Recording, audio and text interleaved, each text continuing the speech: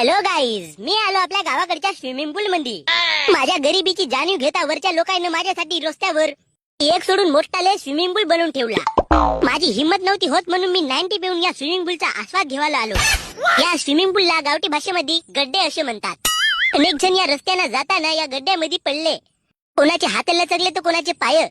अंबर लचकली न तोंडातून निघला माय माय. भाऊ, तुम्हाला असे रोड तुमच्या घराजवळ दिसले तर तुम्ही त्या रोडाचा आस्वाद आनंद घ्या. कोणी येते पडून मरा, नाही तर कोणा भोकात जाऊन धसा. कोणाला घंटा फरक नाही पडत. ग्रामपंचायत वाले तर पहिलेच हात वऱ्या करतात.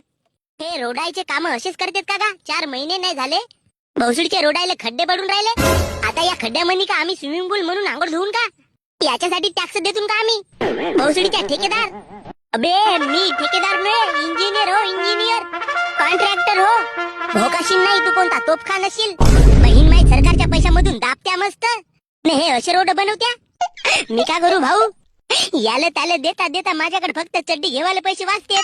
तुमचा अर्धा पैसा तर ग्रामपंचायत वालेच दाब देत, तर रोड कोण्या भोकातून बांधून. असे करता करता अर्धे पैसे तर यायलाच जाते.